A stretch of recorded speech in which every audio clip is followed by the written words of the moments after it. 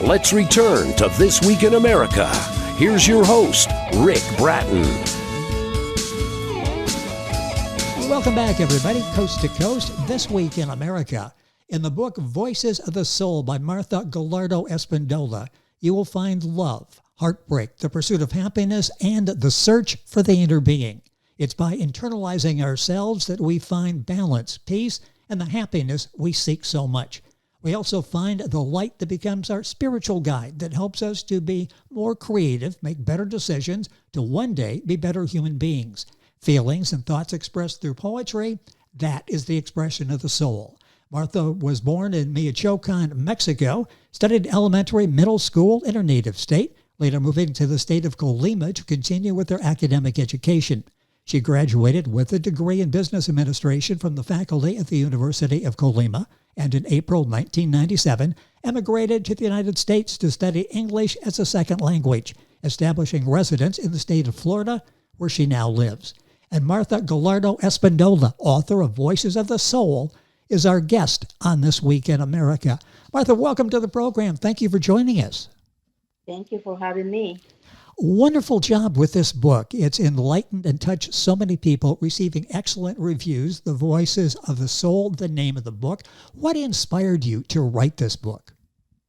In general, life situations, people, and the most important, the desire to inspire others to walk in the path of self-discovery, to find peace and inner harmony in our lives.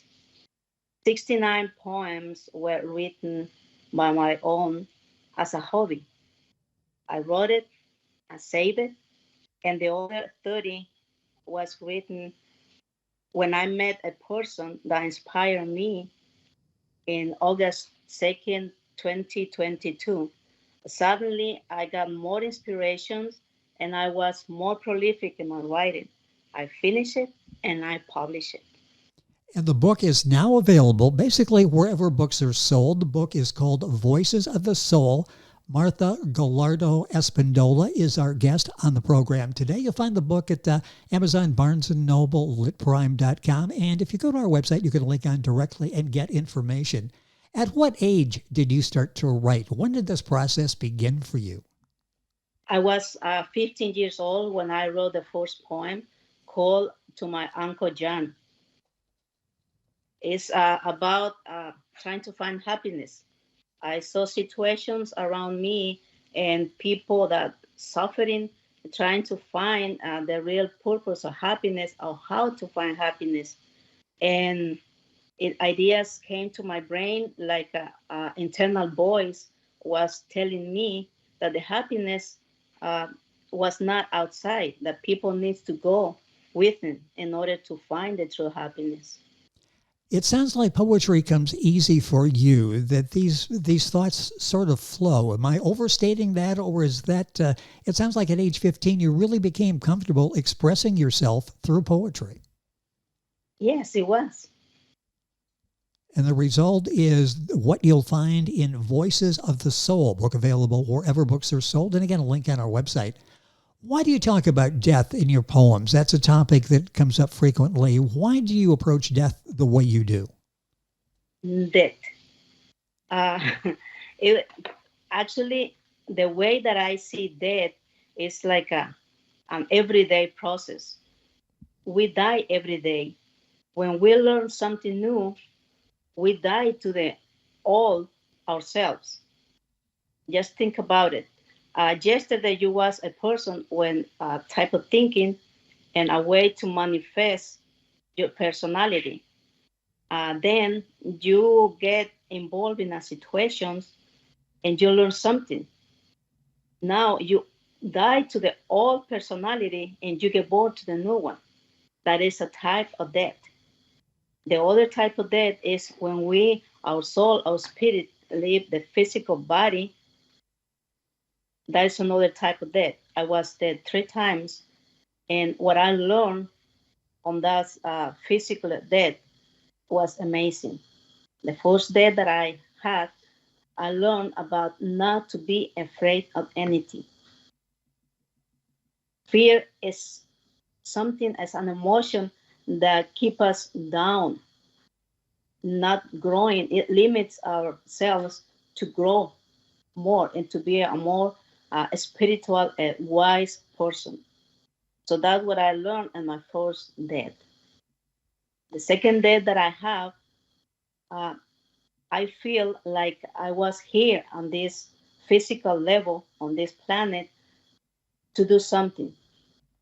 And my quest to find my real purpose in life started at the age of 13 years old when I had my second death. And the third time that I was dead, uh, it was my quest now to finding God. I was in the other side. I prayed our Father prayer, and then they sent me back. They told me you need more time on earth, and that my quest to finding God started at that time. Three different experiences with three different meaning and three different lessons. And all of that reflected in Martha's book, Voices of the Soul. Martha Gallardo Espindola. If you're Googling that, Gallardo is Gallardo, and Espindola, Espindola. Her website is Voces del Alma book. That's VOCES Del Alma, DELALMA book.com. I'll give you that several more times throughout the conversation. It's on our website, so you can log on directly to Martha's website and get information on the book there. We all strive to find happiness, and for some of us, it's a different definition. It may change from week to week what our definition of happiness is. What is your concept of happiness? How do you see it?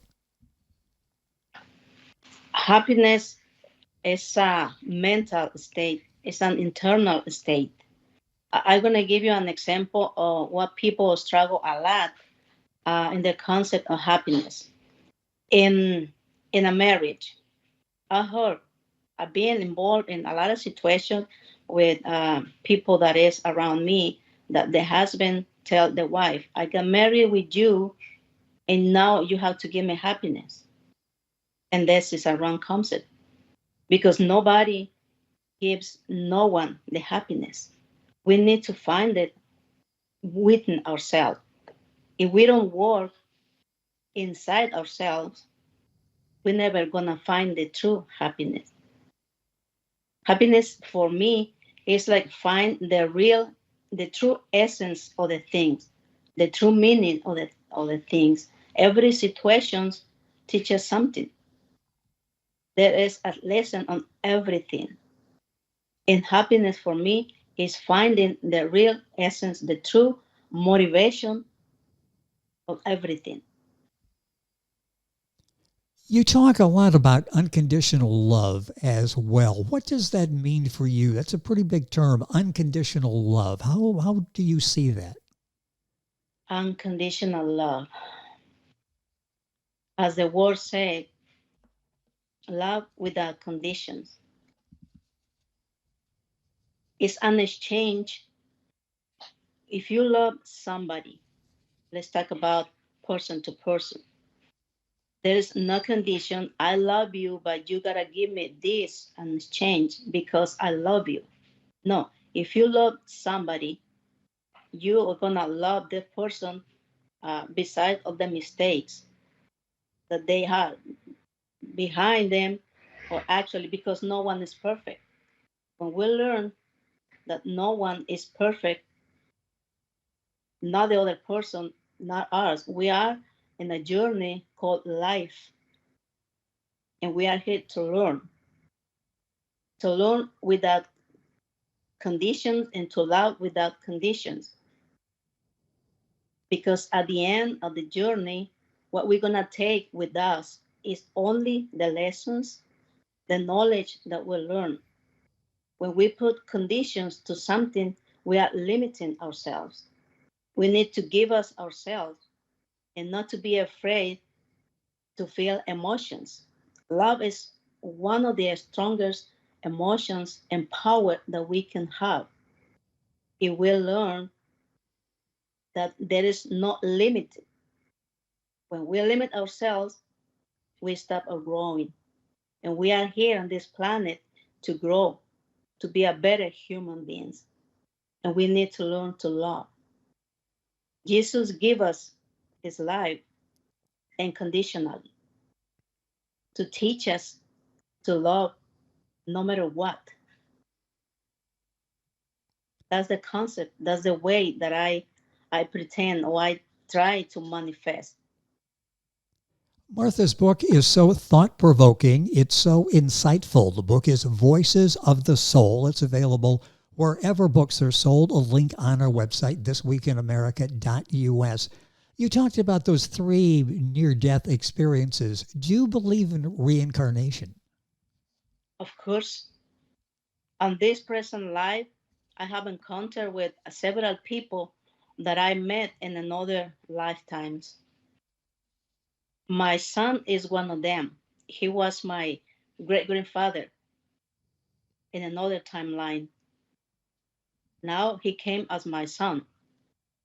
I encountered another people that in another life they were men and now they are women. In my own experience, I saw in my inside work, I saw myself in another times, in another situations. Like for example, I had the visions that I lived on earth when Jesus was here. When we tap into the memory of the universe called Akashic records, we can have access to all this type of information. The same Bible talk about it. Even when we, most of the time, we cannot understand the words on where it's talking about the the reincarnation, but it really exists. The real science nowadays they accept that the reincarnation exists. And little by little, we're going to have more and more knowledge through the science and through the spiritual path. Martha's book is Voices of the Soul. Her website is vocesdelalmabook.com. That's VOCES and Del Alma, DELLALMA book.com. That's on our website. Information, a lot of great information on the website as well. You can order the book, find it, information there, and order the book there as well. You have a poem named La Sonrisa. Why is smiling or laughing so important to you, and why should it be for us? Oh,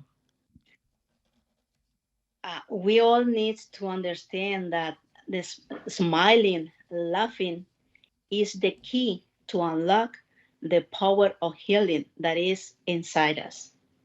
It awakes the intelligence, the innate power to cure ourselves. When you are sad, you lower your vibrations and you present a state more negative, where more negative energies come to you, and you keep it lower, and it attracts illness in your emotional, mentally, that reflect in your physical body. Instead, when you laugh, you raise your vibrations. You feel happy. You feel like kind of freedom, and you attract high vibrations that elevate your spirit and keep us healthier. So when we feel tense, sometimes we need a good laugh then, don't we? Something that makes us smile and takes our mind off of whatever was creating that tension in the first place. Mm-hmm. Yeah, we need to laugh more. There's places that where you can go and have the therapy of laughing. There's a lot of places, especially in India and Mexico. There are some places that you can go and get that therapy of laughing. We need to laugh more. It's a very important self-help tool. And I want to talk about forgiveness as well. Several minutes left in the program. This is something that's so important, and we understand we feel better when we forgive, but it's sometimes easier to say than it is to do. What about forgiveness? How important is that? Forgiveness is very important. It detaches us from the past. Most of the time, we suffer emotional uh, issues. We have dramas from our childhood, from past life experiences. And if we don't forgive, it keeps us attached to the persons that uh, cause the drama, and we give power to them to continue hurting us. Instead, if we forgive, we detach ourselves, we get free from that traumas, and we can have a healthier life, and we can explore easier another paths because that attachment is no more there. We need to learn to forgive. That's very important to have a healthier life. How important has that been for you? Have there been circumstances where you knew you should forgive? It was really difficult to get to that point. You forgave and your life was better. Did you see that change in your life when you granted forgiveness? Yes. The more drastic situation was when my own mother tried to kill me in front of my brothers and sisters younger than me. So uh, just think about the person that's supposed to protect you, to love you, to nurture Oh, you. yes. Yeah. You walk through your life with that trauma, and you said that if you keep that situation in your mind, your life is gonna be miserable. So I learned because someone taught me that that was important, the forgiveness. So it gave me a lot of time to learn the process because it's not easy. It's a long process, but at the end, it makes you free, and you recognize that there was a lesson, that that person have a purpose in your life. Every situation that I went through in my life, when I succeed, when I forgive, I got stronger and stronger with more wisdom. And then you can become a wiser person. You get power. You get a lot of power through forgiveness. People can't imagine. A personal lesson in the power of forgiveness. I can't imagine getting to the point of forgiving in that set of circumstances, and it changed your life around, the transformation you went through when you forgave. Our guest on the program is Martha Gallardo Espindola. A couple minutes left in the program. One more topic that drives all of us, for good or for bad or for both, and that's the subject of money. Success. We equate success to money. What is your thought on money? What do you think about money? Money. Money is energy. It's true that we can have a better life when we um, have more ways to solve the situations. When we don't understand the power or the energy of money, it keeps us in a low vibrations. I knew a case close to me that a person asked another if they want to explore more venues to get more money, and that person answered, "No, I don't want more money in my life because money causes a lot of trouble. Look around you, and you will see how many crimes the people commit when they have more money." And I intervened in that conversation, and I said, "It's not the money, it's the person who use in the wrong way the money." Where do you see progress? We can see progress when there's money, but we need to manage that energy in a positive way. It's like everything. Everything in this plan is dual. It could be positive or negative. Depends on how you use it. So we must not be afraid to get money, because money is gonna catapult us to go to higher state of consciousness, when we can reach a level when the money we can help and others to raise up. It depends on how we use it. That's the secret.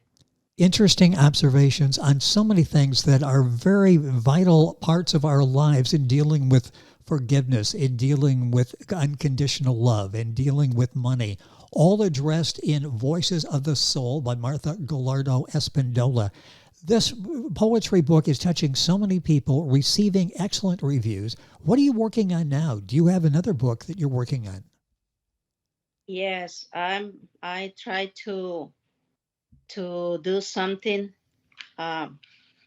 greater, like my life. It's a review of my life, all the situations, the hard situations, because I want to inspire people that no matter how many hard situations and obstacles you find on your way, there's always light at the end of the tunnel. Always. I hope we have a chance to talk about that book, because as we were having our conversation during the interview today, all of what you've gone through, did not realize the extent of that until we came up in conversation. Yet the calmness and the peace that you bring to your life and your ability to transform your life and help others transform theirs is so important. And I hope we have a chance to follow up and do another conversation on that and address the topics that will be in your next book. Our guest is Martha Gallardo Espindola. Gallardo is Gallardo. Espindola, Espindola. The book is Voices of the Soul. Her website is vocesdelalmabook.com. That's VOCESDELALMA book.com. Go to our website, click on the website there for Martha, and we'll go directly there, information on the book. Book available at Amazon, the usual places. My thanks to Lit Prime for arranging our conversation with Martha today. Martha, it's been a pleasure. Thank you so much for being with us on the program. Congratulations on the success of the book and the positive message that you are sending out to so many people. Thank you for being with us. It is my pleasure. It is a pleasure to have you with us, Martha Gallardo Espindola, our guest on the program. All the information on Martha on our website, thisweekinamerica.us. And you're listening to This Week in America, and more on today's program right after these messages. This Week in America is online. You can visit our website, thisweekinamerica.us. Scott Pinkerton, Associate Producer of This Week in America. Jay Anderson, Segment Producer. Ben Watson, Webmaster. Otto Bechet, Director of Engineering and TV Production. This Week in America produced and is a trademark of Blue Funk Broadcasting, LLC. For information on all of our guests and to listen to this week's show, our website again at thisweekinamerica.us. And I'm Sean Bratton, Executive Producer of This Week in America.